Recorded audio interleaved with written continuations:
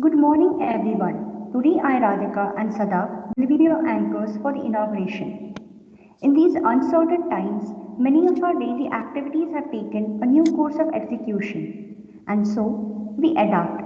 I would like to welcome our chief guest A.V. Pandit, our guest of honor Mukund Patharkar, Dean of our department Professor M. Senthil Kumar, all faculty, IICHE student executive body, my fellow student friends, and all participants to the 17th National Chemical Engineering Students Conference PRAKALP, organized by IICHE Student Chapter, School of Chemical Engineering, MIT Academy of Engineering. With concern to public health safety, we are hosting PRAKALP 2021 online. I would like to request everyone to join us for the World Peace Prayer.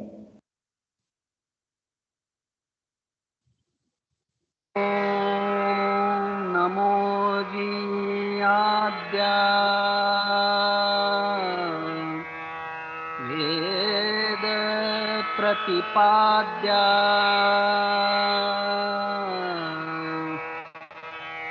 जय जय स्वसंवेद्या आत्मरूपा देवा तुची गणेशु सकलार्थमति प्रकाशु म्हणे निवृत्तासु अवधारी goji गुरुर्ब्रह्मा गुरुर्विष्णु गुरुर्देवो महेश्वरः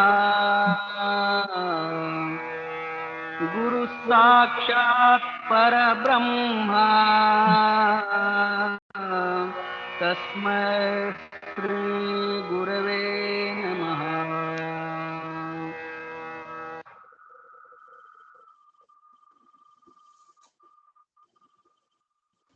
To maintain and elevate the auspiciousness of the event, we are conducting a virtual lamp lighting ceremony.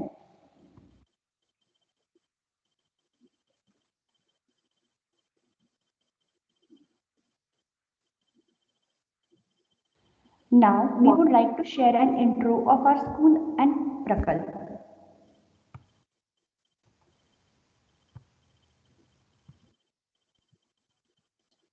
We have Dr. P.N. Sutar to introduce us to the School of Chemical Engineering.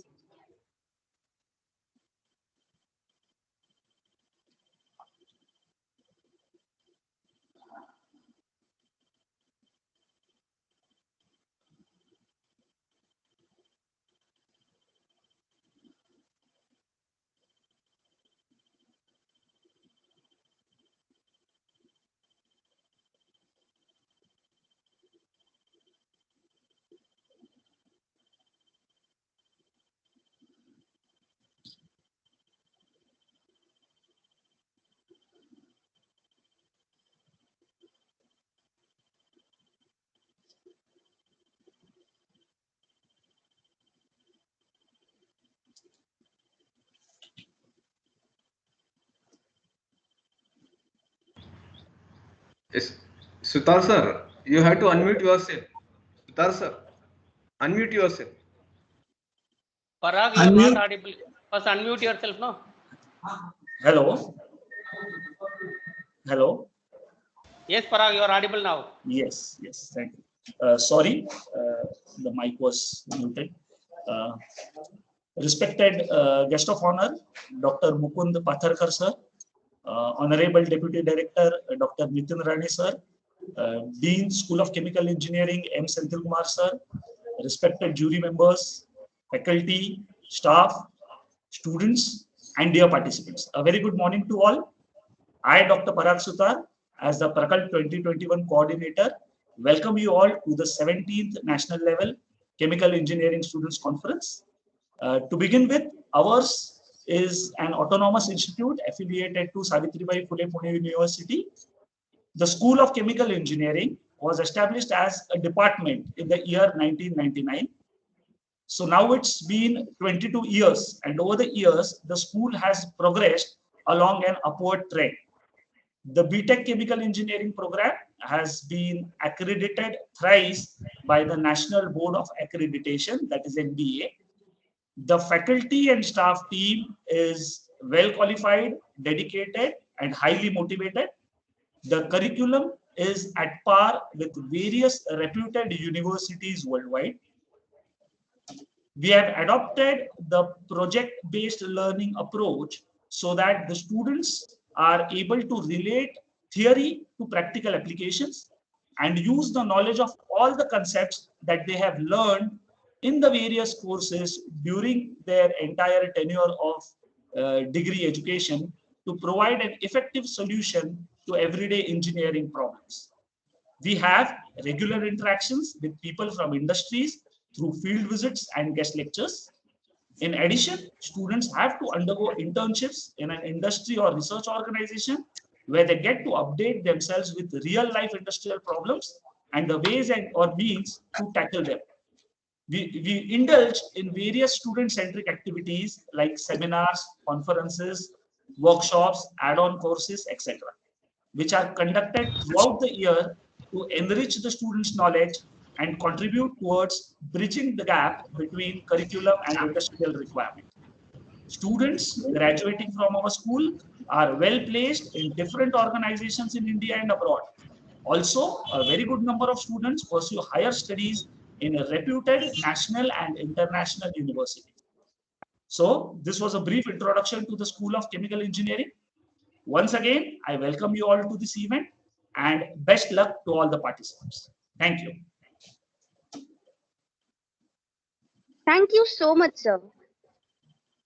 Now, to tell us more about IICHE, I would like to call Mrs. Shraddha Shende. Thank you, Sada. Good morning, respected Dr. Mukund Patharkar, sir, Deputy Director Dr. Nitin Rane, sir, Dean Mr. M. Senthil Kumar, sir, respected judges, and my staff and faculty members, and dear students. To brief about the IICHE, IICHE is a forum within a country to spread chemical engineering educations in budding engineers. These activities are spread through its 42 regional centers and more than 1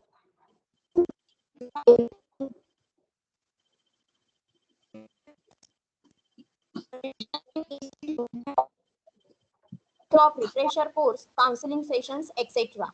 Our IICH student chapter also organizes various activities within the institute like guest lectures, alumni meets, workshops on simulation softwares like Aspen HiSys, Pro 2, lecture series, industrial visit, career guidance to the students from the alumni. So due to these activities, the IICH student chapter of School of Chemical Engineering was honored with Pidilite Student Industries Based Student Chapter Award for the year 2013. Based on this achievement, we have also organized SCHEMCON 2015 on the theme Sustainable Development for Better Tomorrow. It was for the first time in the Western region. Every year, under this student chapter, we have organized PRAKALP, a national level paper and poster competition. Due to this pandemic situation, we have not stopped to organize. This is the second time we have organized online platform for the paper and paper competition. And we received the good response from the various colleges of the various states. So I just give all the best to all the participants and thank you.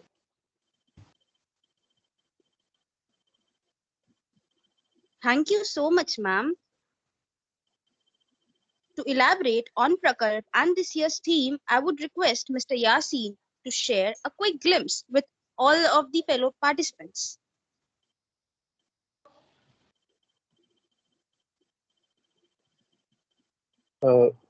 Good morning, honorable guests, respected Dean, Deputy Director, respected faculties, and all my dear participants. I am Yasin Sheikh, secretary of IICHE executive body, it gives me immense pleasure to introduce everyone to this year's theme. The theme of PRAKALP 2021 is Industry 4.0. We all are sitting here comfortably and attending this event with ease.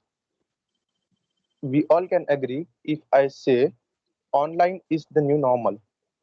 We communicate and share data through the internet. So Industry 4.0 on the similar lines is about machines and modules uh, interacting, communicating, and sharing data through the internet. They work in unison to improve and enhance the processes. Nowadays, the online manufacturing means the smart manufacturing and production are on the headlines. So the current pandemic also made us realize that digitalization is the future. With the help of artificial intelligence and machine learning, it helps us to identify the anomalies in the processes which requiring immediate corrective measures. And by doing that, thereby reducing the risk and hazard. We should, as a chemical engineer, incorporate the knowledge of chemical engineering as well as some computational skills to develop tools and technologies which will lead us to the bright future. Considering current scenario, we decided to have Industry 4.0 as this year's theme. So with this, I would like to conclude. I hope everyone to have a great learning experience throughout the PRAKALP and very good luck to all the participants. Thank you. Now, we would like to address our guests.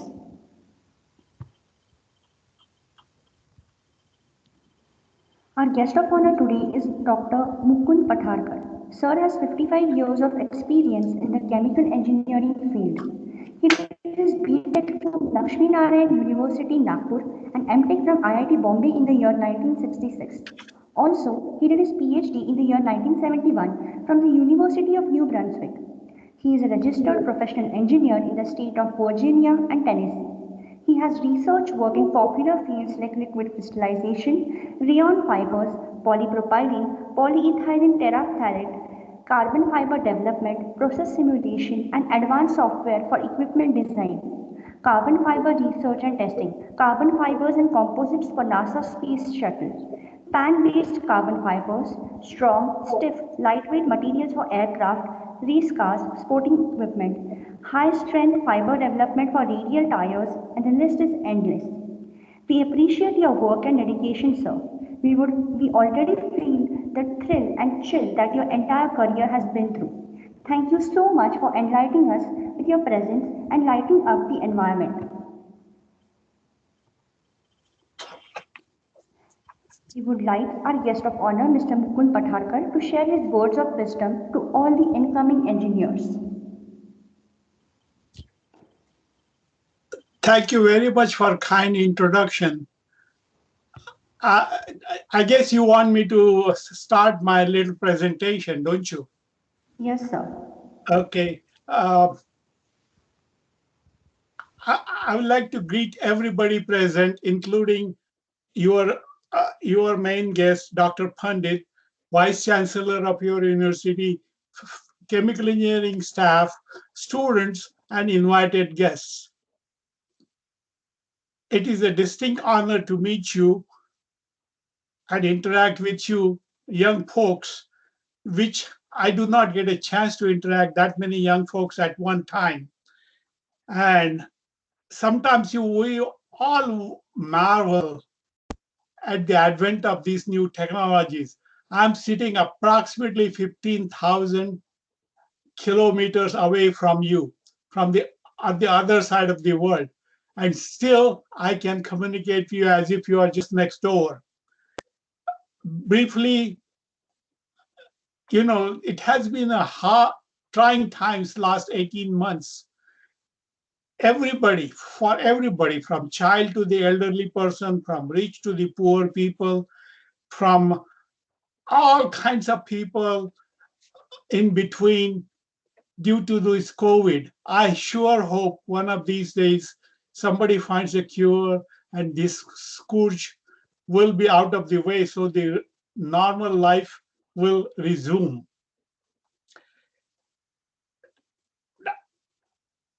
You know, I would like to divide my presentation in few different sections. Brief introduction. I'm a Hindu American, originally from Nagpur. I live in Nashville, Tennessee, United States. And I have 55 years of industrial experience, project engineering experiment, in research and development experience. So I will be talking more or less about that one, but more I will be talking about where the chemical industry is in India and where it is headed and what your role will in it and what you will need to know, do things technically as well as personally, as well as other kind of tools that you will need to have to succeed in your professional career. Okay, now, chemical industry. When I graduated in 1964, there was only mineral processing industry. And there were 2 refineries, there were a few pharmaceutical companies, some soap and detergent companies, and some steel companies and some cement company. But that's about the extent of it. India has come a long way since, long way since. We have made progresses in so many different fields. I will go one by one.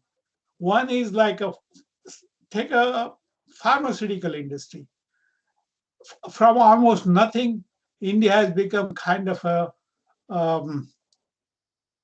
source of all the pharmaceuticals to the world, as well as the vaccines. It is unheard of. Even advanced countries do not have these kind of facilities. But at the same time, I can point out what are the shortcomings in that program. Most of these pharmaceuticals are made, the research is done in foreign countries. And India, because labor is cheaper and intelligent labor is available, so those things are made in India. Same thing goes with the vaccine, except for Bharat Biotech in Hyderabad, there is hardly any vaccine that is made that originated in India. They are all research to develop those things are done foreign places, and then they are made in places like Serum Institute in Pune and other places and distributed all over the world. So your role will be to develop these new pharmaceuticals, new vaccines, help those things, get to fruition in India. The second thing, the steel industry as well as the cement industry has grown quite a bit, and it has almost matured. But one thing that I notice is it uses too much energy. So you as a chemical engineer, at least some of you will be involved in projects to reduce the energy consumption in those industries.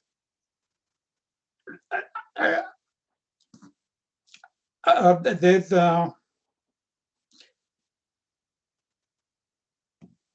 the atomic energy is where another field. There are 2 aspects of atomic energy, field. One is the military, and the other is the civilian, which is the energy generation. People do not understand. We are quite a bit advanced, but people do not understand that there is so much nuclear waste is being generated for last 50, 55 years. And some of you folks will have to find a solution for treatment of that nuclear waste. Half-life of that nuclear waste is approximately 250,000 years. That is 2.5 lakhs years. Nobody knows what is going to happen for that long time. So you will have to come up with a process to reduce the size of this nuclear waste, put it in some kind of a container, and then put it away from the places till you can find some other solutions. The newer reactors that they are using, they are heavy hydrogen type of reactors. Those generate nuclear waste, but its half-life is only something like 35, 40 years. And then the half-life of another one will be 35 to half of that and half of that. So it will still be radiation hazard for more than 150, 200 years. So you folks will be, some of you at least, will have to find solutions for taking care of that nuclear waste. There are some other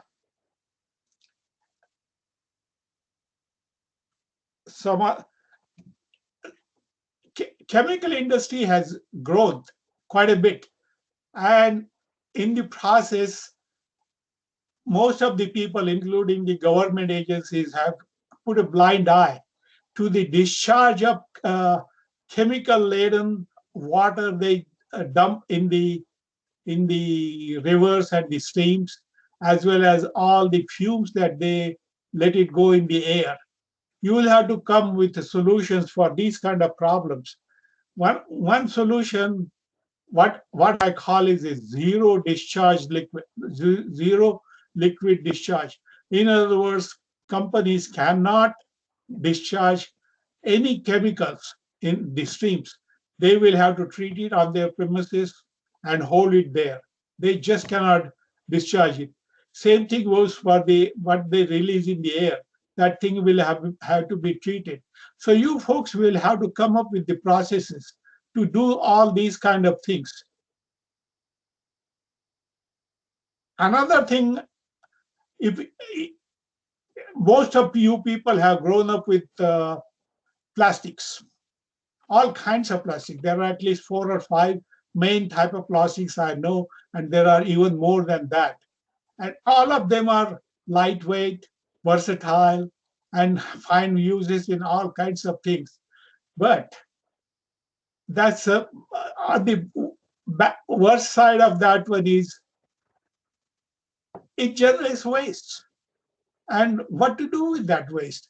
One time I was in India about 20, 25 years ago, and I was walking on Dadar Chowpatty beach. My goodness, I had a revulsion. There were so many plastic bags there on the beach.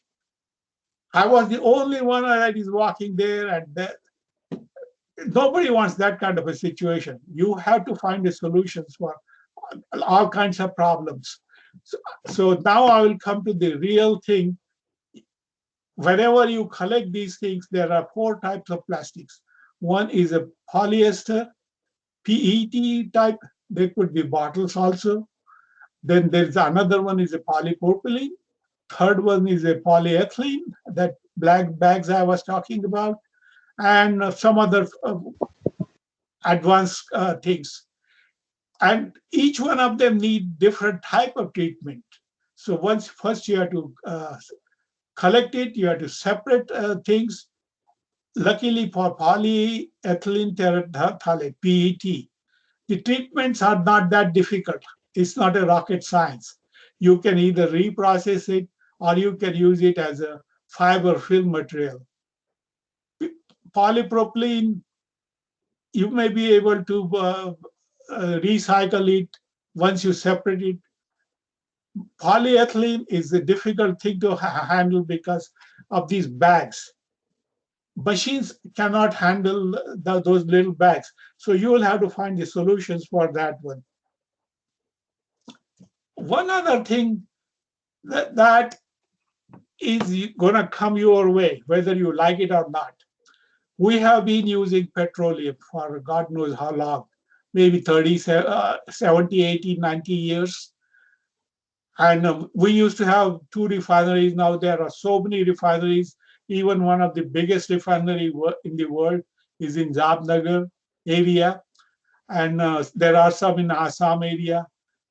Uh, all these things have made life easy, life mobile. People can move from places to places easily because they can go on the petrol powered vehicles.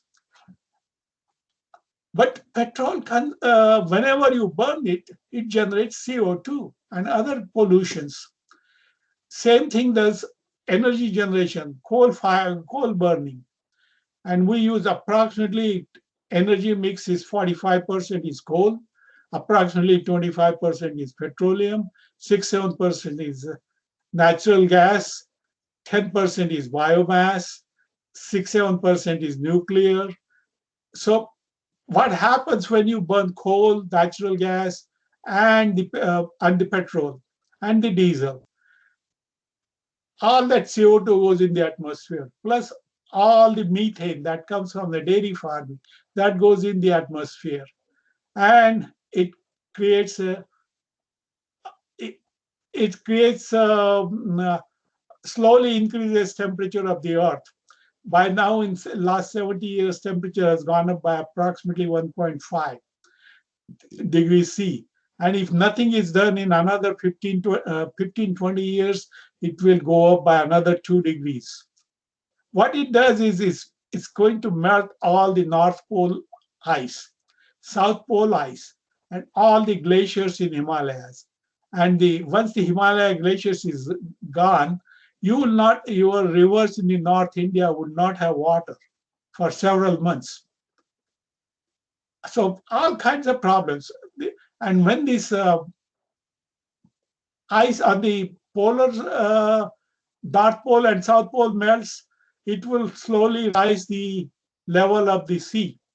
So if nothing is done, within 25 years, half of Mumbai, half of Goa, half of coastal Kerala, Chennai, Visakhapatnam, Calcutta, Bangladesh, there will be half of those ones will be underwater. So we have to find the solutions. So in other words, we have to go away from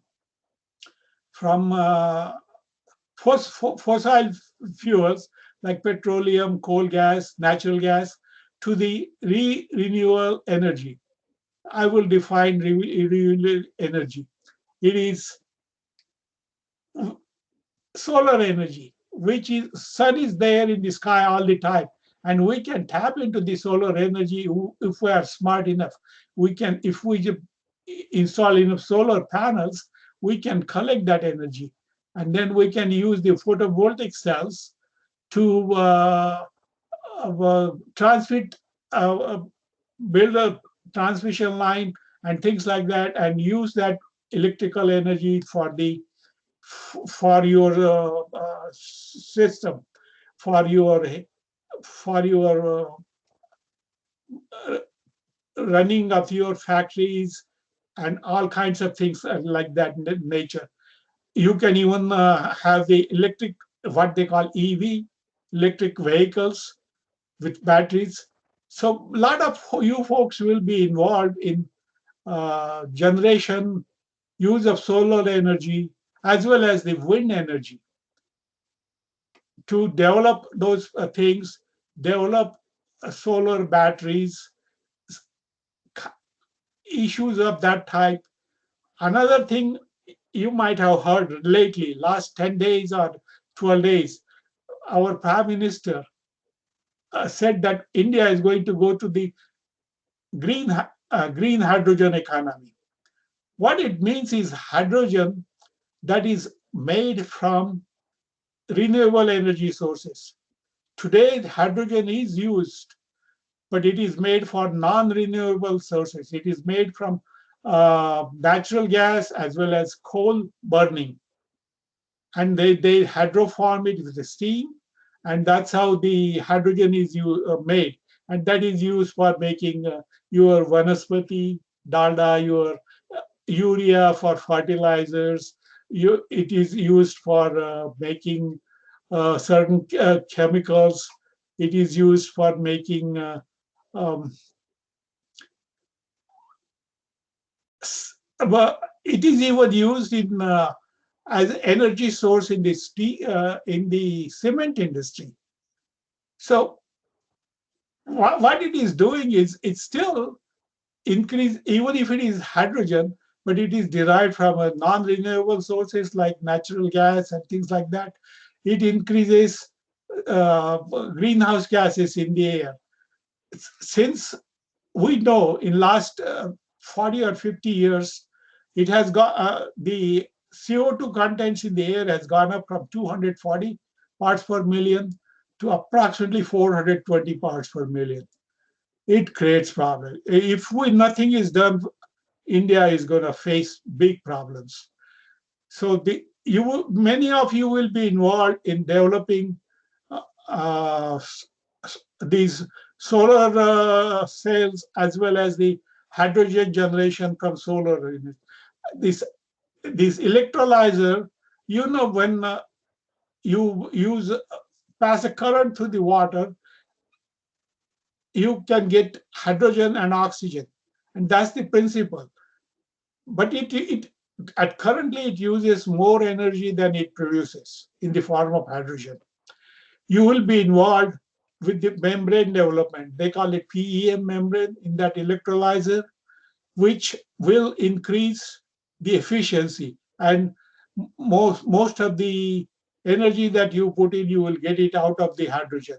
And some of you people will involve in compressing of this hydrogen and either putting it in a truck and for the use at different locations, or involved in building high pressure pipelines all over the country. That if you really go to the total goal, that's exactly what is needed for a hydrogen economy to succeed, to build a hydrogen network all over the country. So a lot of you people will be involved in this type of a thing. Okay, now I covered basically most of the chemical industry and what you will be asked to do. Now, to do all these things, you need to have some basic tools. And some of the basic tools you are learning in your chemical engineering classes. But don't ever forget what you learn in second or third year classes. Preliminary courses like stoichiometry, Boyle's law, gas laws, how many moles act with this to other, how many moles and how much it produces. So you can get approximately you can calculate how the reaction is going, and you may be working on project, and you will need this kind of a skill to come up with the material balance, heat balance, and all kinds of things to get started. And with using this information, you can come up with the equipment list, kind of heating or cooling required, pipe size is required, and all kinds of things. So those forms the basic things that you never forget. Your heat transfer coefficient, you should know whether by knowing, you should know what is the heat transfer coefficient of a condensing film, what is the heat transfer coefficient of natural convection, what is the natural heat transfer coefficient of forced convection, and things like that. Those kind of numbers you should always know. You might learn all kinds of advanced things too, but never forget these things. These things you will need all your life if you work in industry projecting as a project engineer. You will also have other kind of skills that are you're learning, like a process simulation, using computer. The thing is, it's not, for a new engineer, it's not easy. to interpret the results that come out. You don't know whether those are numbers mean those are numbers, correct numbers, or are way wacky numbers, or they are in the ballpark, or whatever it is. Unless you have the initial background that I talked about, like how to do, your stoichiometry and other kind of things, about the heat transfer coefficients and things of that nature, mass transfer. So basic knowledge, if you have it, you will be able to interpret all these results. Without that, I have had a lot of computer savvy engineers working for me, and they will run my programs in the company, and their numbers will be wacky because they did not understand some of the simple things that any chemical engineer should understand. So never forget your basic things. That's the point I want to bring forward.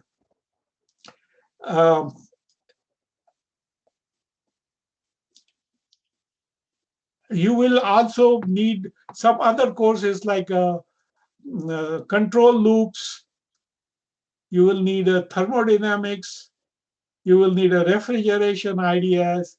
Those are the kind of skills you will be using. If you are a process engineer, you will be using it all the time.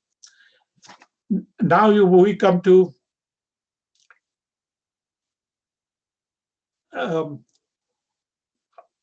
I talked about the engineering skills. There are some other skills that you will need, like social skills. Don't ever forget, never forget that you know everything. And things will be given to you on a silver platter because you come from a rich family or something. Unless you work for your rich father, everywhere else you will have to work by yourself. And those who are willing to work will succeed in life. I make a point to learn one thing, even at my advanced age of 79. I make a point to learn one thing every day. Never ever think that you know everything. Other thing, whatever you do, you should be prompt. Come on time, respect others. Respect others as if you will like them to respect you. Never forget that point. And respect others even if they do not listen to you, even if they do not follow your advice. And another social skill you should come is improve anything that comes your way. If you are asked to look at some calculations, you are asked to look at some design, ideas, drawings, processes, improvement, whatever it is, look at it, make a comment, and see what others think about it, get some people's idea. That is how you advance your communication.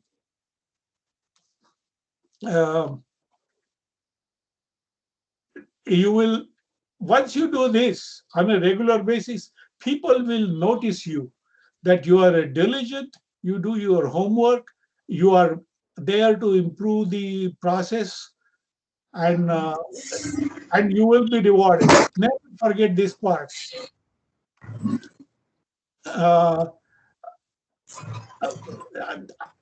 Always do your homework, and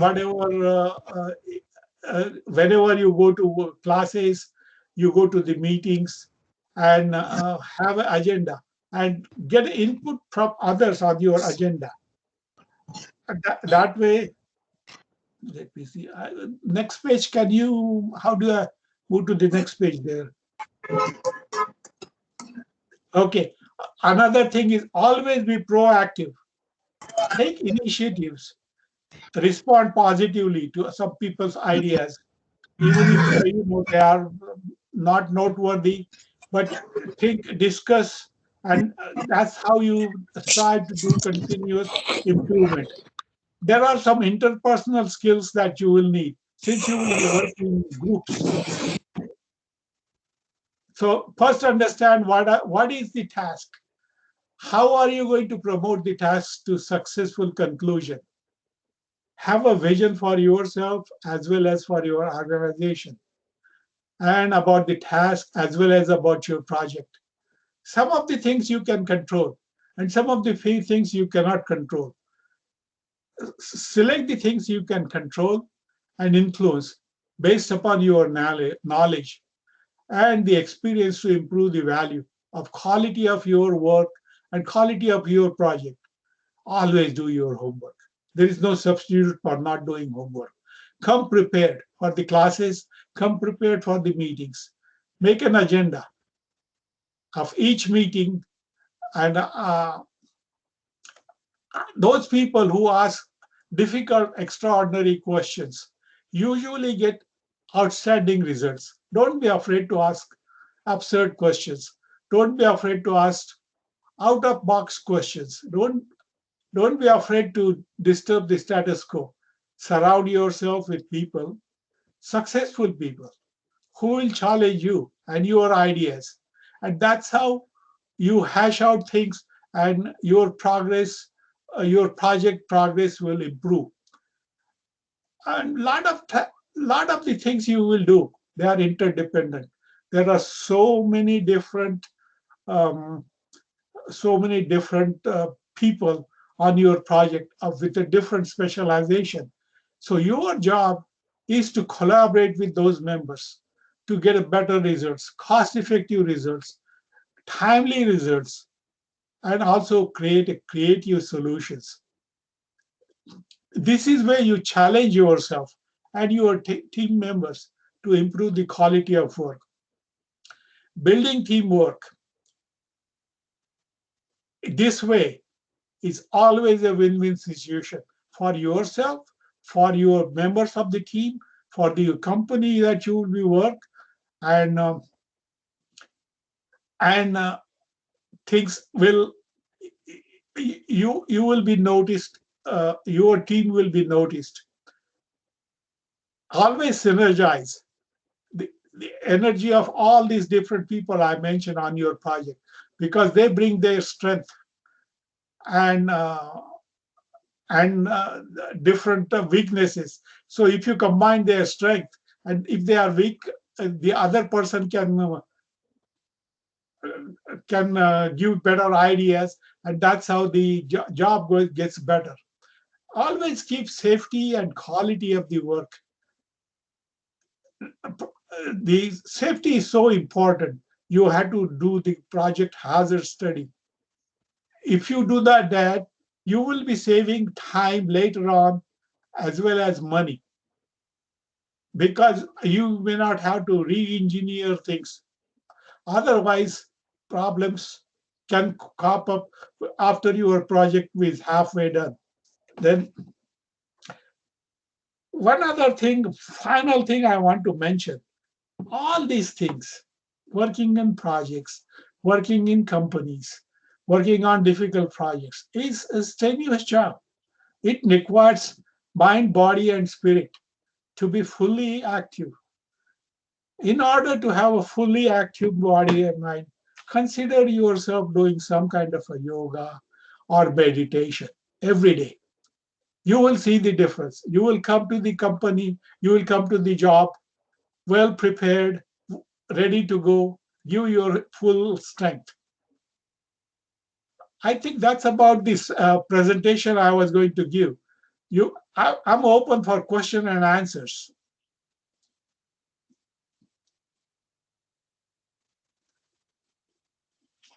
Anybody can ask any question.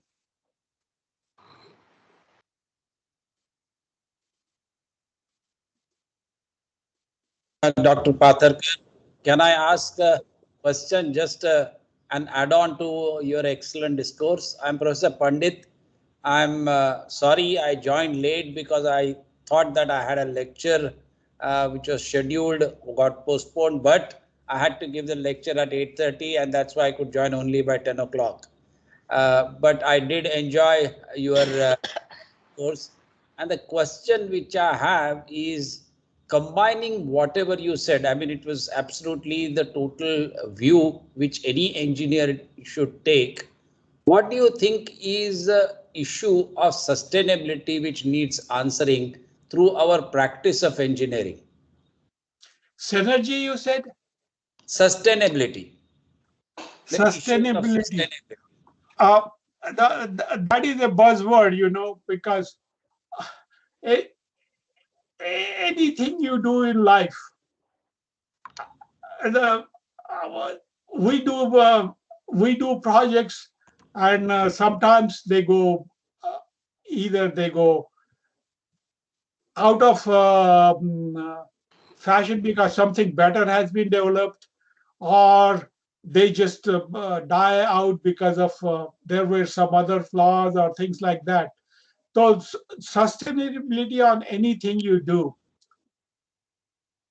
it's a thing to think about it, but the way the society is moving, there are always going to be processes that will be overcome by better ones, always.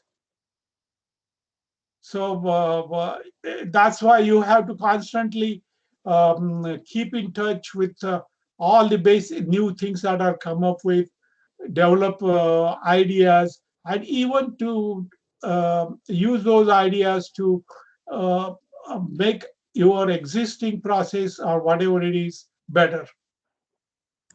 Yeah, that I fully agree with you there, because no process is ever mature till it reaches its thermodynamic limit. So you always have a scope for improving processes. I have had several, at least 3 or 4 things. They were obsolete because something better came along.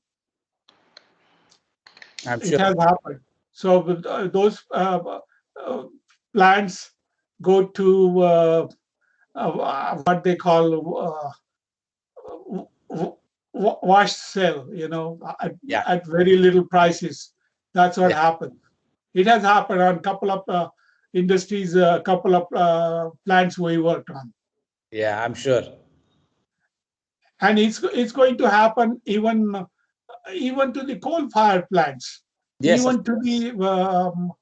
to the uh, some of the nuclear plants. You cannot use the old process anymore. No, that's true.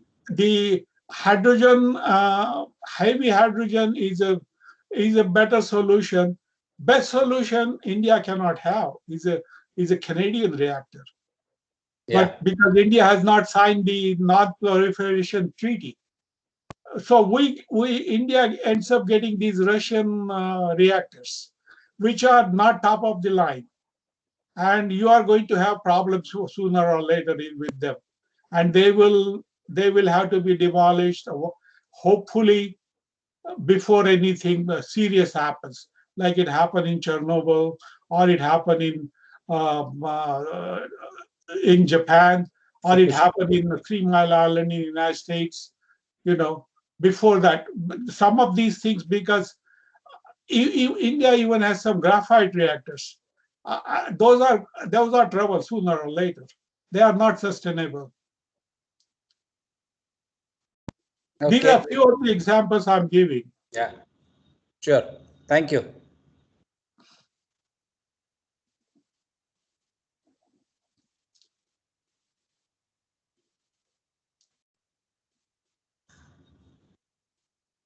Never, all the engineers never forget the basic things. You might learn all kinds of advanced things, but unless you know the basic things, what those things mean, basic things, you will never succeed in getting proper results out of your advanced knowledge.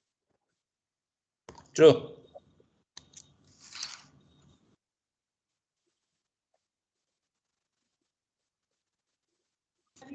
Good morning, sir.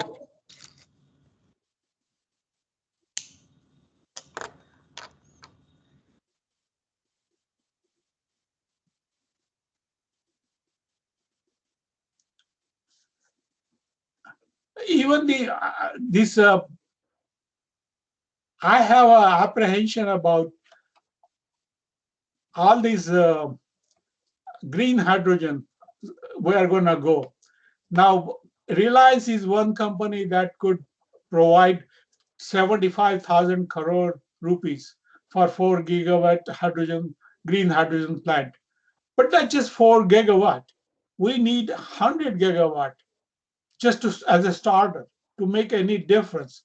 And where is that other 20 companies are going to come from to make 100 gigawatt? Ultimately total target will be something like 400 or 500 gigawatt.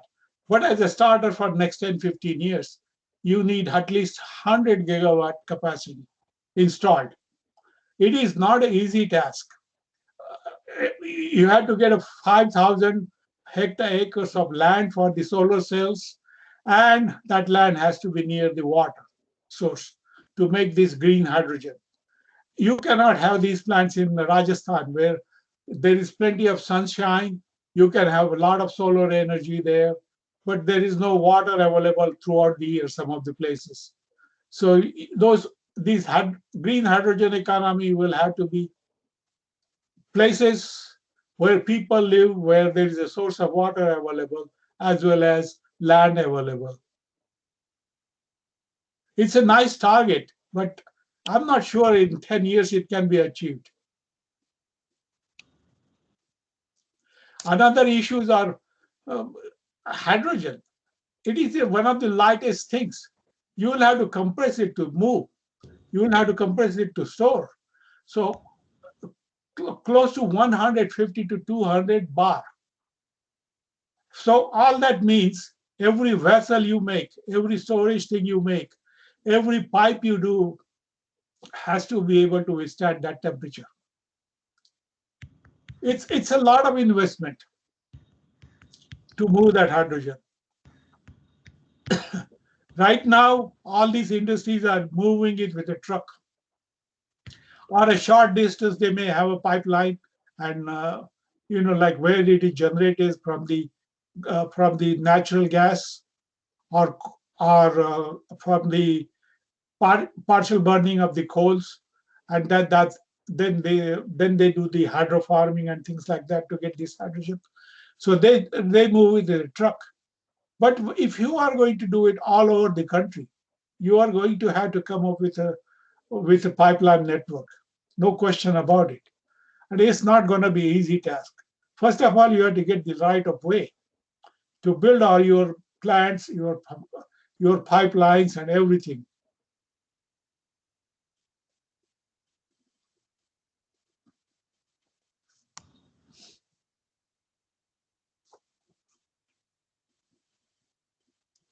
Sir, Yes, I have one question. May I? Sure. please, sir. Yes, sir. Sir, as you said, you are into project engineering. Is it possible to have all 17 sustainable development goals in one project? Like, can it be done? All sustainable goals. Well, see what we do before even we start the project. We first see whether it is feasible, process-wise, whether it is possible, whether it is going to generate a lot of pollution, if it is going to do all kinds of things we consider even before we do the project engineering. We start project engineering studies. We even look at some of the other projects if it is available. What problems can come up with.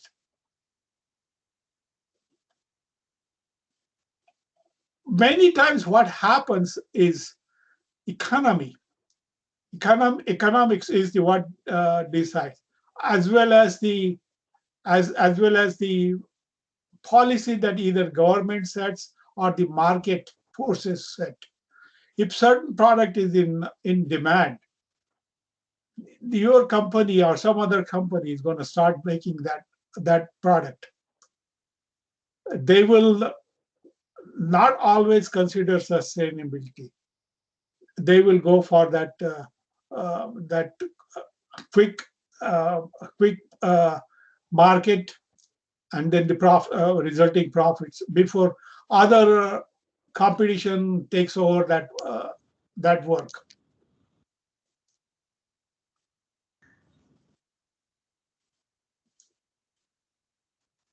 I may not have answered your question completely, but sustainability is looked at it at least from the industry point of view, the private industry point of view, differently.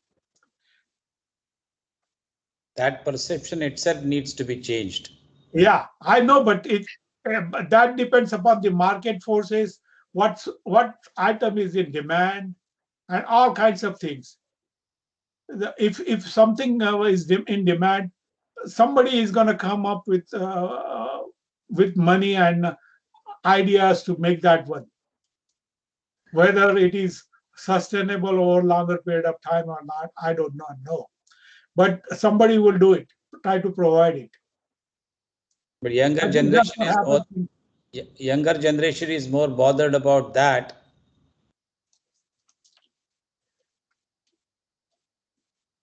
Maybe not the generation of ours where we were always in need for something. The younger generation has more or less fulfilled their basic requirements, and now they start thinking in terms of sustainability.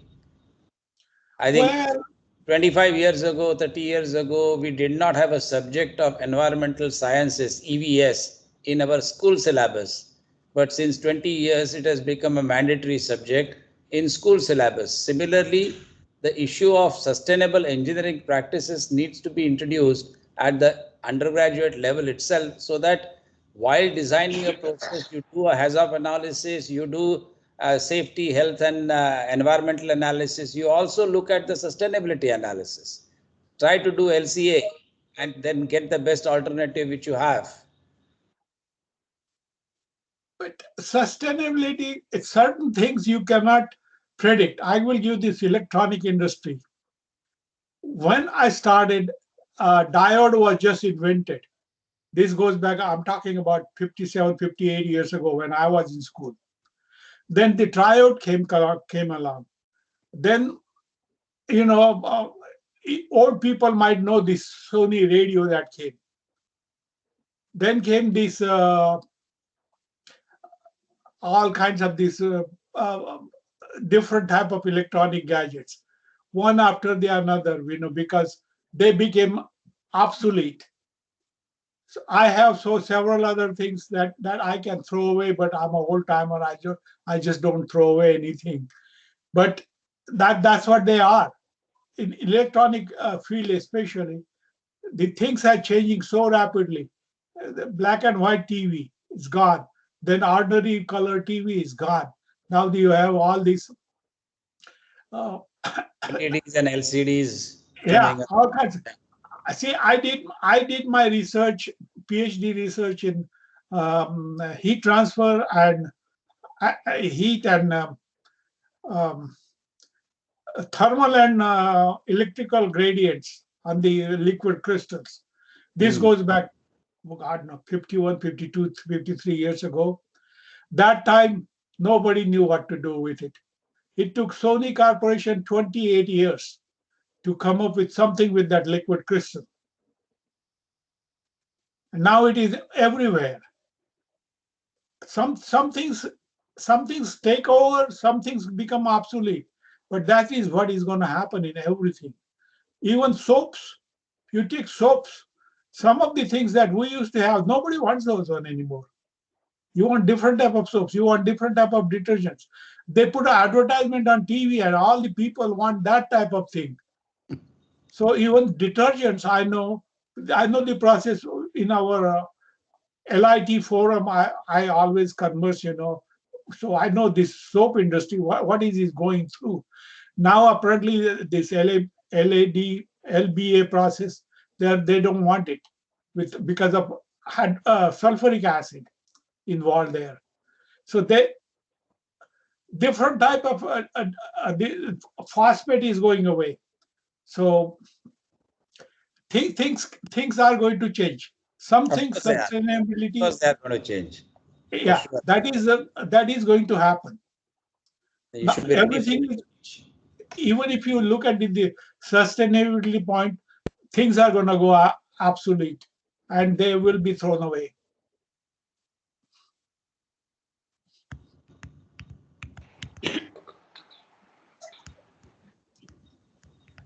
Whenever I go to India, I live in Nagpur. I visit a village in Katol. That's where they grow cotton. And they have one place I go. They have this old gin, old baler, which is more than 100 years old. And those people are still using it. But it's so highly uneconomical. They don't understand that part at all. That you could get a better baler and put that cotton thing on the railroad car much safer without people getting all these things in their lung and everything. But certain people may not change, but most of the people will adapt to the modern techniques. I think that every generation adopts to a different modern technique. Yeah. But that's the thing. When you live long life, you notice so many changes and so many things become obsolete. Thank you. That's the way of life, I guess. That's Indeed. what life is. Indeed. Yes, sir. Satisfied with your opinions. Thank you.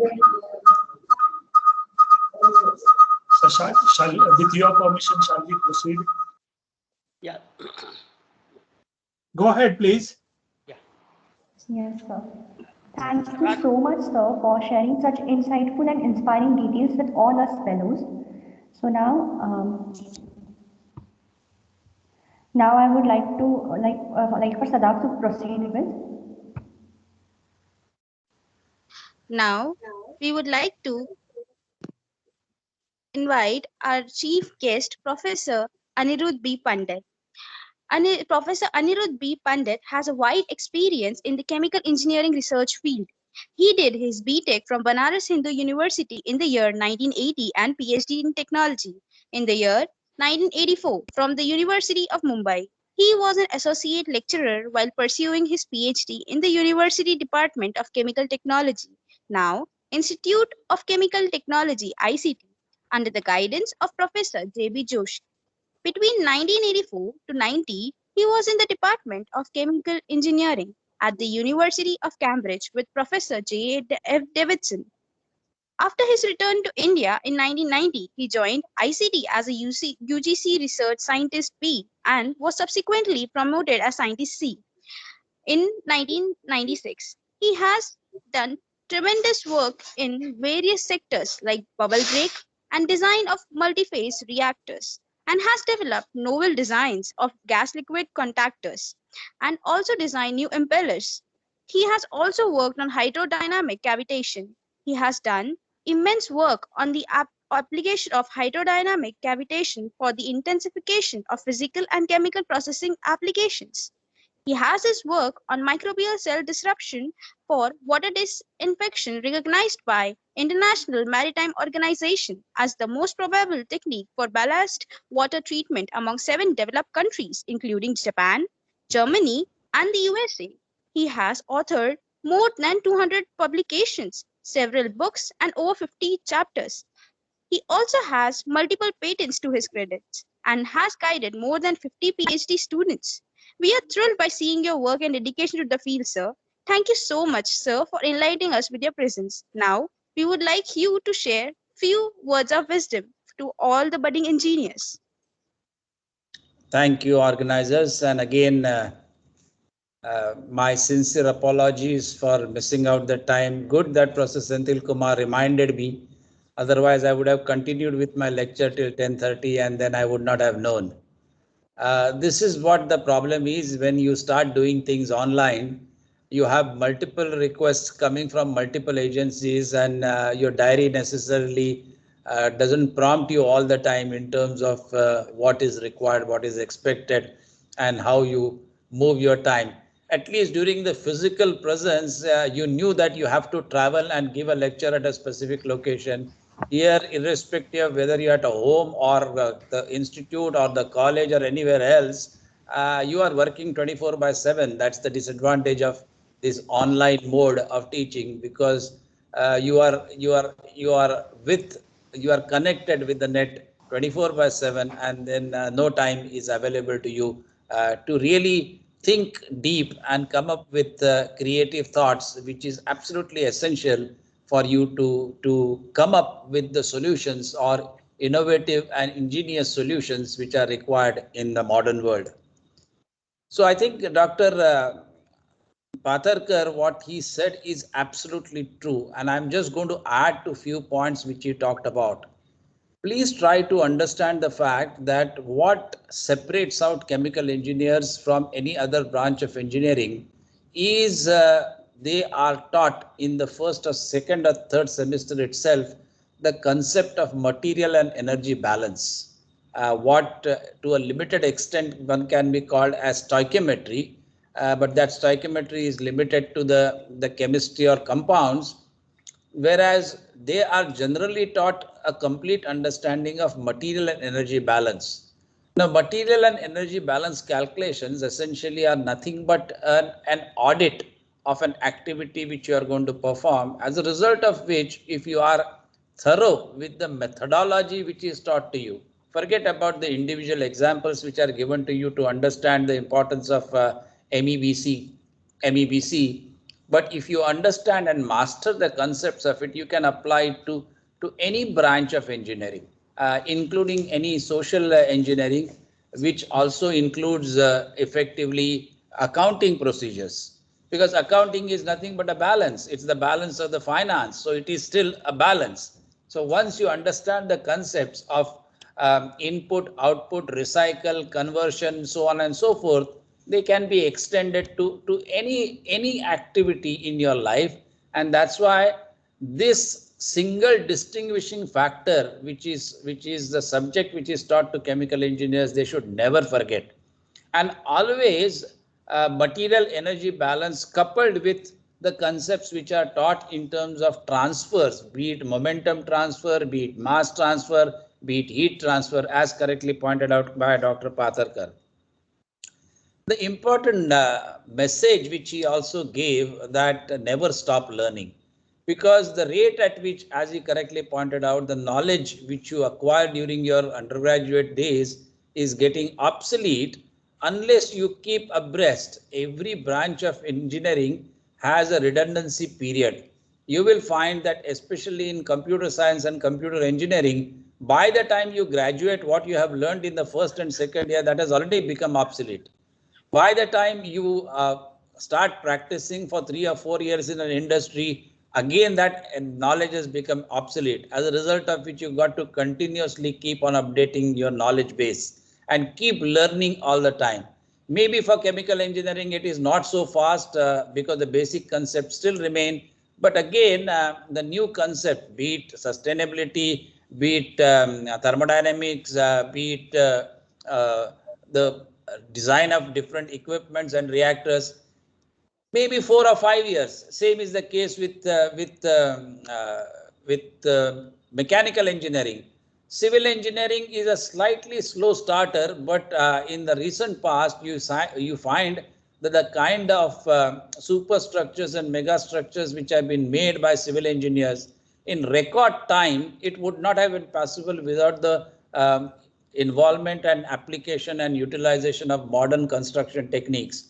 Now, prefab substances being used, then not necessarily getting things done on location, but you get it located at somewhere else, and then you transport it, then you have huge cranes supporting it.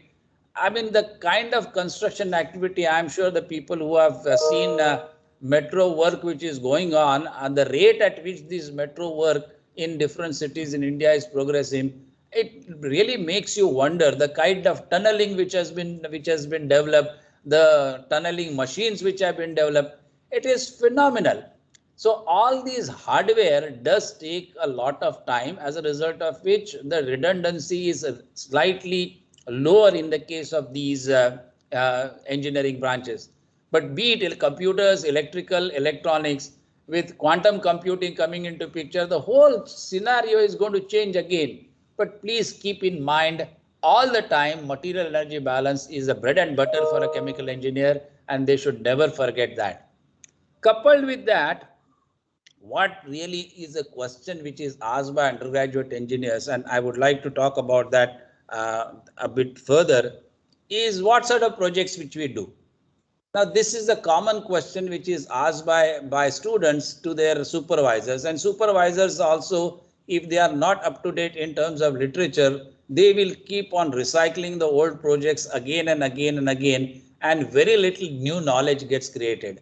For any supervisor or a student to understand the project, the need for that project needs to be understood. The need means whether the solution which they are going to come up with, whether the work which they are going to come up with will find a utility in the society, utility in the industry, so on and so forth. As a result of which, it is extremely important for you to be observant.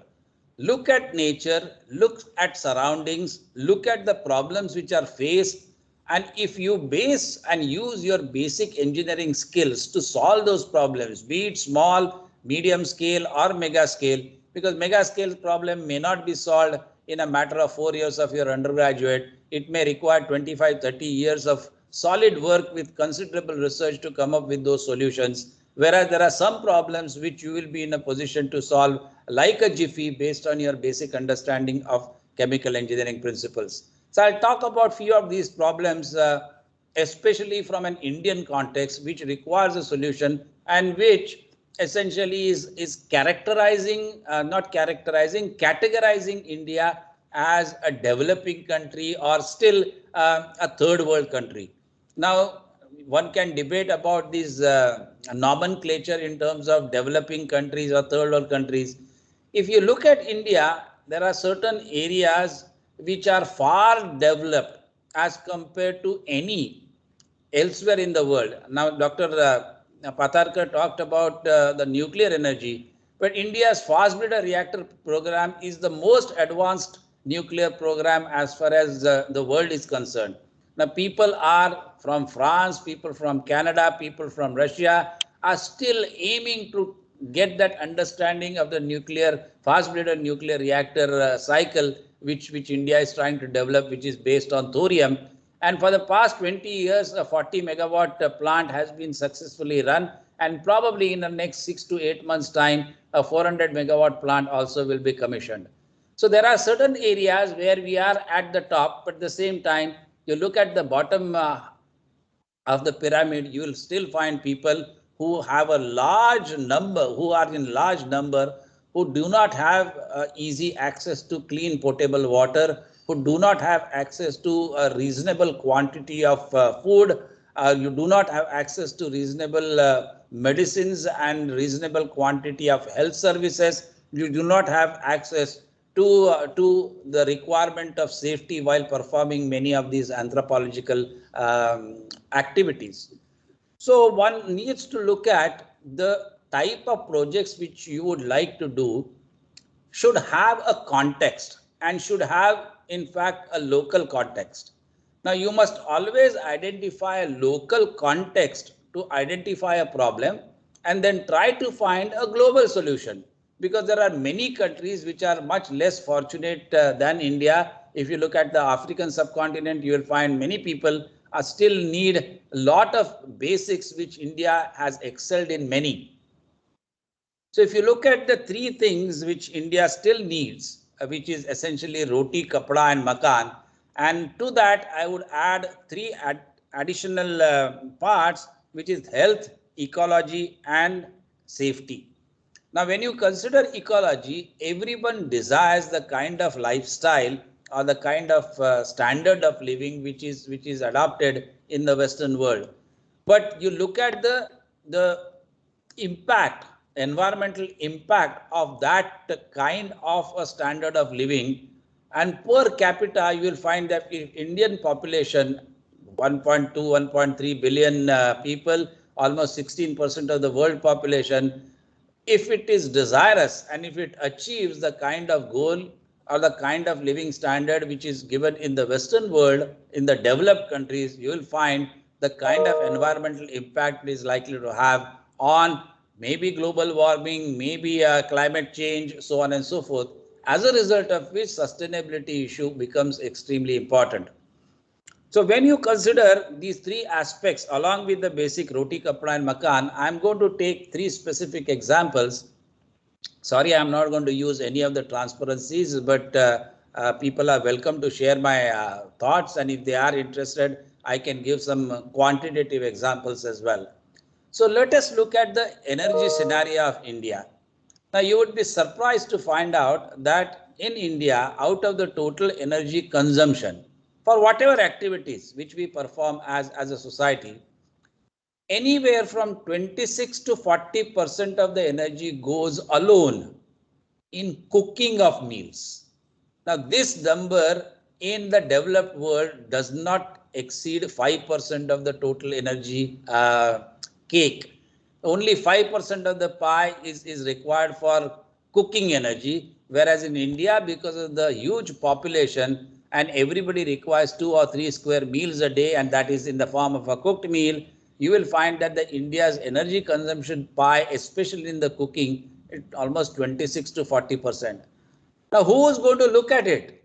Western world does not feel that priority, mainly because you will be addressing only 5% of that energy pie, whereas if we make an impact, if we come up with the solution to reduce this energy consumption and to involve and develop better cooking practices which improves the thermal efficiencies, you will have a huge impact on the overall energy scenario and also on the environment. I will tell you some specific statistics related to that.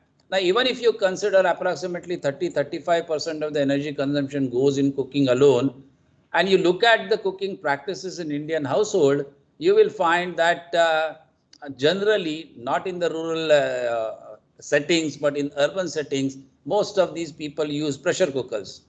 But even our greatest of chefs, while enumerating the cooking recipes, will describe it in the form of, you cook this particular material till you get 3 whistles, till you get 4 whistles, till you get 5 whistles.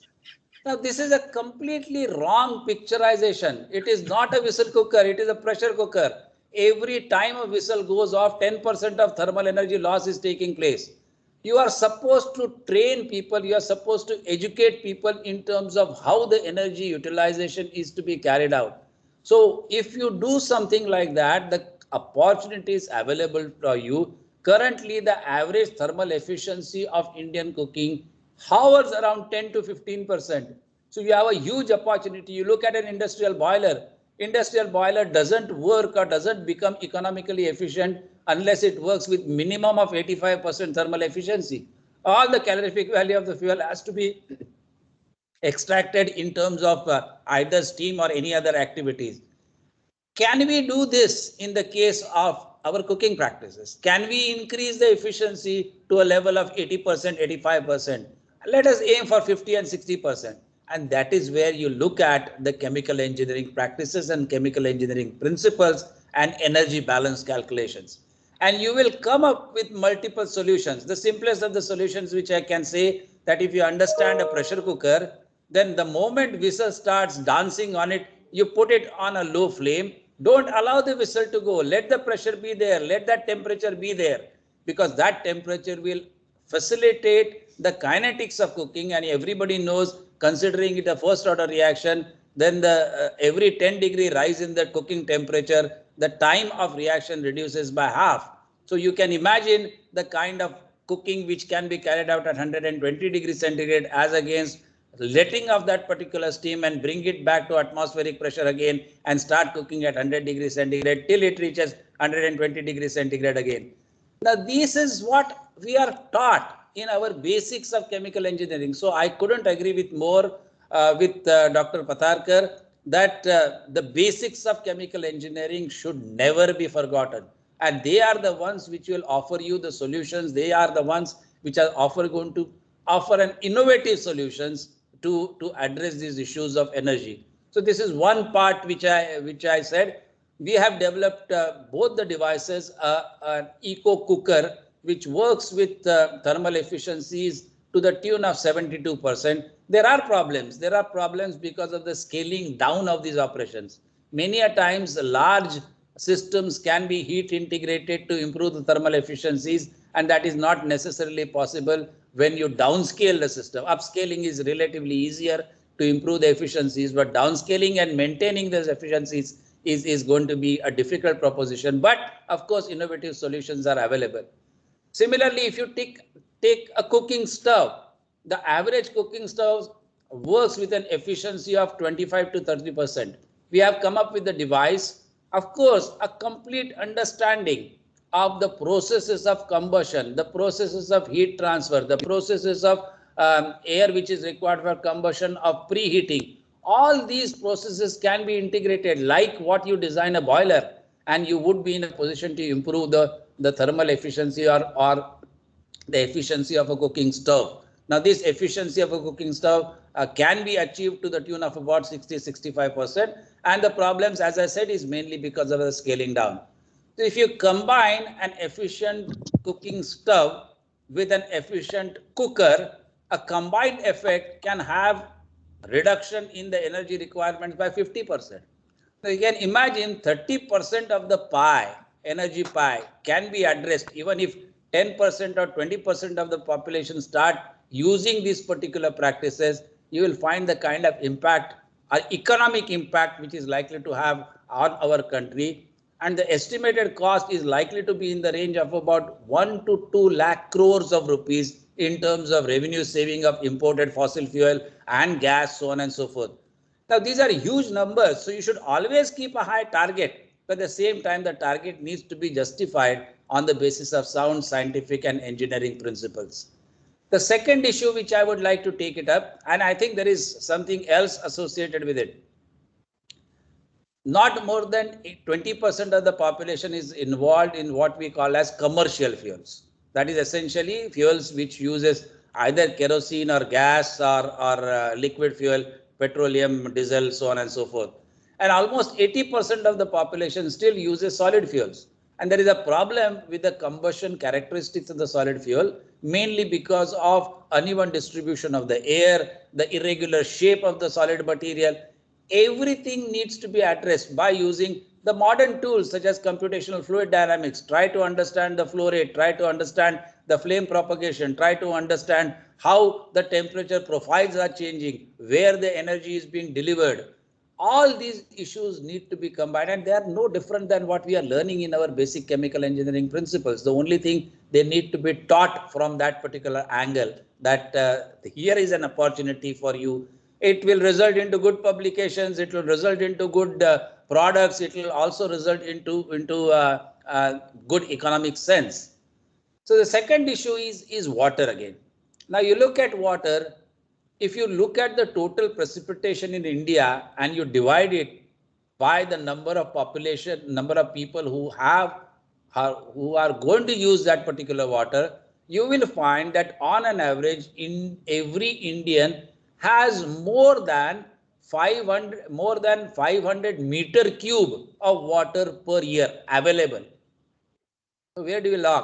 Where do we lack? Now we lack in terms of proper harvesting. We don't even harvest 3 to 5% of the total precipitation. You see huge floods, water getting wasted. You see some areas are flooded, some areas are desperate for water. So we need to look at the harvesting of the rainwater, one. Second, to make this particular water available, you require a significant distribution network. And this very ambitious program of interlinking rivers, what is it? It is essentially hydraulics, and we are taught the fluid flow in probably second or third year itself, with momentum balance and material balance, coupled with the analogies which are available to you to see to it how they are linked to basic momentum balance equations. So the distribution, now after they are distributed, again the water cannot be used readily, because it is coming from various sources, it is acquiring various materials when it is being distributed. So it is necessary for us to treat this particular water. Now again, there are various treatment techniques which work to a certain extent very efficiently on a smaller scale. But when you want to treat it on a larger scale, you need to adopt again the engineering principle, scaled up engineering principle. Again, huge opportunities exist out there. Huge quantity of wastewater is available. Can we think in terms of recycling, recovering of this particular wastewater? You look at the most advanced technologies, of the spacecrafts and where the astronauts go in those particular spacecraft, not a single molecule of water vapor is wasted. Even their urine, even their breathing out, every molecule of water in the form of either liquid or vapor is recovered, treated to make it suitable and portable again for the use. Otherwise, if somebody is going to stay in a spacecraft for a period of 6 months, you can imagine the kind of water quantity which they require, and where are they going to get that water, and to transport that quantity of water, go beyond the gravitational pull of Earth, it's going to cost a huge quantum of money. So the technologies are available. Now you got to come up with the technologies which are affordable. Now, which are affordable to our Indian population.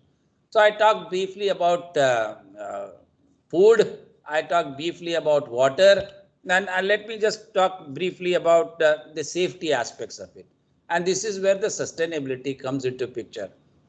Now, what I said earlier, I would like to repeat it here, is even though the sustainability is a buzzword as looked upon by the industry, some of the industries, and some of the industries which in my opinion are fairly advanced in terms of thinking, are interested in sustaining their enterprise for a period of 100 years, have started seriously looking at this particular concept of sustainability.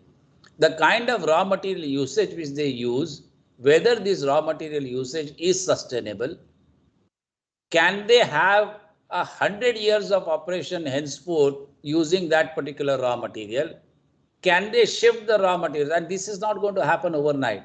It's like changing the natural surroundings or mimicking nature. So this concept of biomimicry is important, and that's why I made that statement earlier that you need to be observant. Look at nature. Now, nature is one particular entity which doesn't use any resource, doesn't waste any resource. It uses that resource in a completely circular manner. It is a best example of circular economy which you can have. Can some of these practices which are followed by nature can be taken up, can be adopted, and what are they? They are either carbon cycle or water cycle or nitrogen cycle or phosphorus cycle or sulfur cycle. All these are taught in basic chemical engineering. But people are not just trained to think that how these practices can be utilized in their daily life. And nature teaches you many things. Nature teaches you things that nothing is waste. Something which is a byproduct can become a raw material for something else. A product of that and a byproduct can become a raw material for something else, and that is what the concept of circular economy is. So the question which was asked by Radhika about all these 17 sustainability goals can be in one project. Possibly not, because every project has a different focus and different orientation. Objectives are different.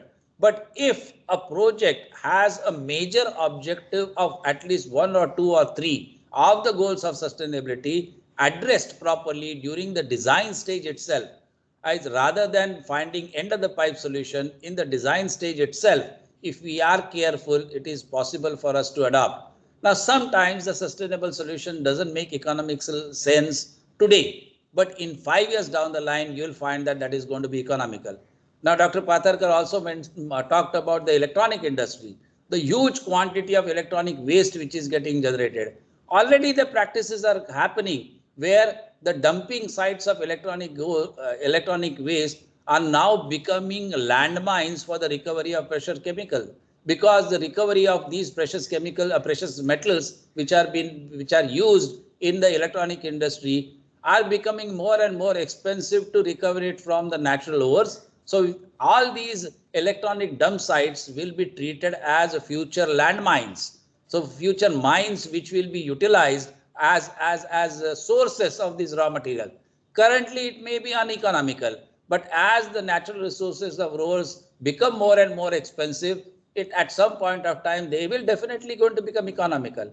Now, if you look at a developing countries such as Netherlands, you will find that for a secure dumping site, different areas are assigned for different metals. Thinking is such that 5 years, 10 years, 50 years, 100 years down the line, these particular dumping sites will work as artificial mines to recover a specific metal which is allowed to be dumped there, because at that time it was not economically viable to recover it. And that is why the sustainability goals, while designing at the designing stage, are extremely important to be considered. I like this particular title of your session as PRAKALP. PRAKALP essentially is a project. Every project has a certain duration. Some projects are short term, some projects are medium term, some projects are long term, and some projects are perpetual. So they are always in a project mode because there is always an opportunity to continue improvement. Till it reaches a thermodynamic equilibrium, that means it has to satisfy the second law of thermodynamics. You cannot bypass that second law of thermodynamics, and that is why while performing these particular processes, you need to look at not only energy balance, but also look at exergy balance. Exergy balance is a combination of the use of energy for the type of transformation which you want to carry out. Say, for example, if I want a hot water, excuse me, if I want a hot water, then this hot water I can get it by solar heater. I can get this hot water by actually taking a vessel and then putting it on top of a fire, or I can use an electric geyser, which is extremely convenient to use. But look at the enthalpy balance. Enthalpy balance, you will find that if you use a cheaper fuel like wood to heat up water, you will get water at cost X with thermal efficiency maybe 25% or so. If you use electricity, you know, energetically, enthalpically, you will use 95-97% of the total energy to heating up that particular water. But look at, where are you going to get that electricity from? That electricity has been obtained from fossil fuel with approximately 50% conversion, and that 50% conversion is now getting converted into 95% utility in terms of hot water.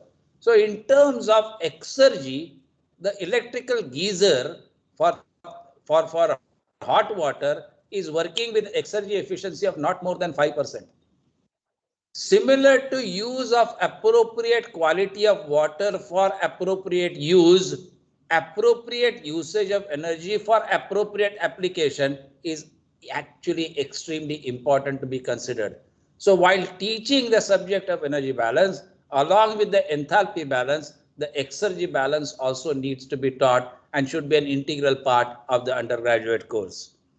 Now I can keep on talking about it. I have got more than 400 publications in different areas, and every area, as I couldn't agree with Dr. Patharkar more, that you need to keep on learning.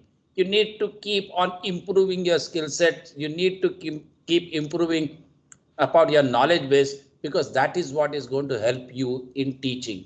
So good teacher should have 3 or 4 attributes, as I see. He should be a good teacher. He should enjoy being with the students. Second, he should carry out research so that he is in a position to teach students the latest of the thing. Third thing, he should be in a position to interact with an industry so that he get to know about the latest problems and the latest projects or the solutions which are needed by the industry, so they can select the project accordingly. And fourth activity, it should also get involved in the scholarly writing, because that will allow you to coherently come up with your thought process and offer the solutions which will be convincing, which will be utility. So these 4 aspects needs to be looked at by every teacher, and the students, and every teacher is also a student for that matter. So everybody looks at all these 4 aspects while being in the field of education. And once you go out in the industry, as I have already said, in terms of looking at the relevant problem, finding solutions are my only advices to you. And again, my apologies, and I would like to stop here and thank you for giving me an opportunity to share my thoughts, and I'll be more than happy to answer any questions which you may have. Thank you.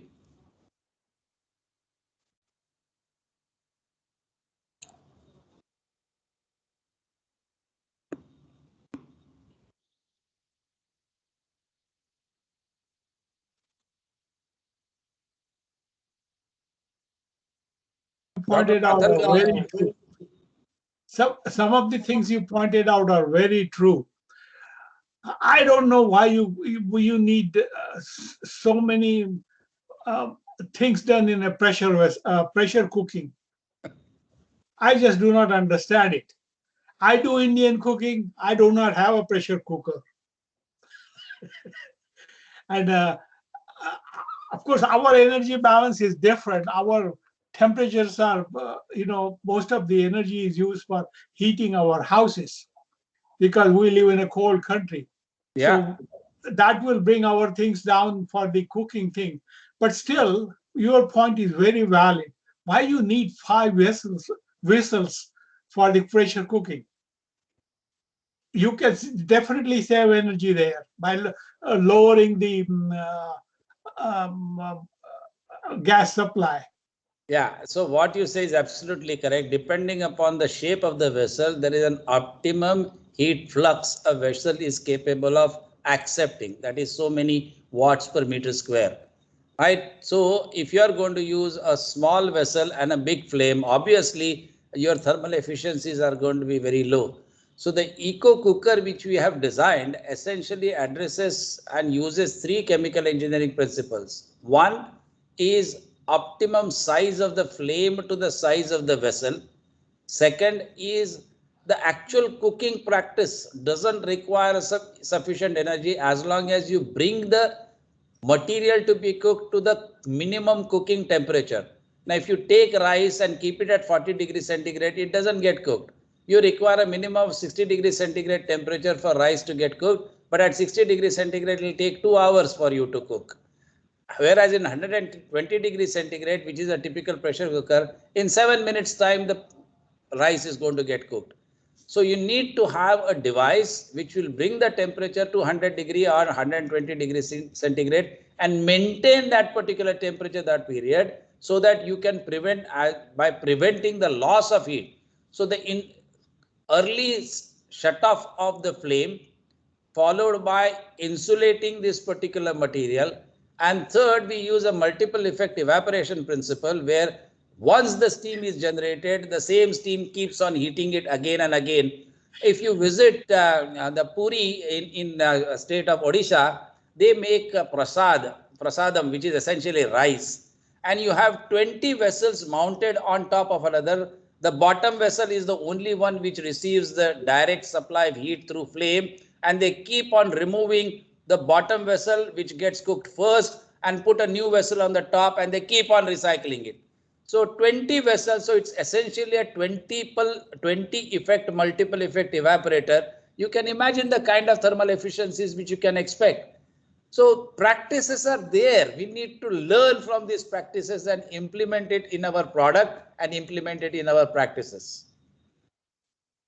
One other thing you mentioned was Netherlands. Yeah. Netherlands is truly a sustainable country. Those people Absolutely. those people are, I know Netherlands. Netherlands is, I mean, they do everything right. I would say everything. They had in 1952 they had that huge flood from the North Sea, and their dams broke, and ever since they have come up with things, and you cannot find a better civil engineer, better hydraulic engineer than a Dutch person. Absolutely. I more than 60-70% of the country is below the sea level. So, yeah. So, you go by plane at Amsterdam airport, you see the ships going a lower level than the earth. Yeah. And those people are so conscious about ecology, about sustainability. That's all I'm saying, that people need to be conscious about it. It's not just a question of learning and appearing for examination and clearing your examination with good marks. That is not the objective. One other thing about the electronic waste. Sure, there is a precious metal to be had, but once you get that one, rest of this thing is still trash. And I don't advise India to go into business of getting few precious metal out of electronic trash from the foreign countries. No, no, not from the Bangladesh foreign does country. it. Bangladesh That's does it. sufficient. Some other Eastern countries, they do it. They do China it. used to do it. They stopped it. Yeah. But there is too much other waste which you cannot use.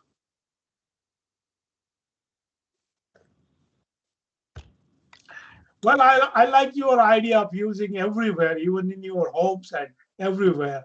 Thank you. Principle of chemical engineering. I do too, but you know, I haven't written down those things. I just practice it. That's all. That's it. That's all I request everybody to do. That's it. Thank you.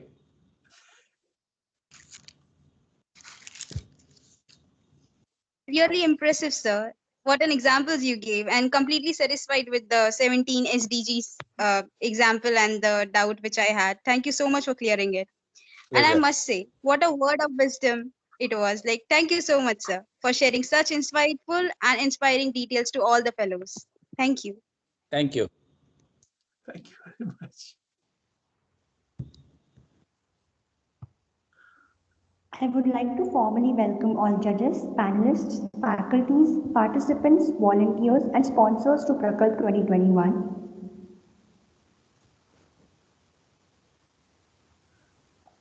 Just like a memory is Just dear to like everyone, a memory is dear to everyone, we would like to share the souvenir for PRAKALP 2021.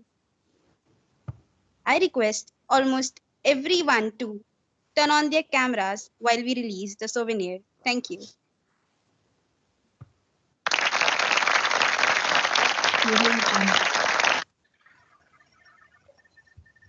with this we announce PRAKALP 2021 open and would now request all participants to please join their respective sessions. Hope that all of you will have 2 good days of technical deliberations.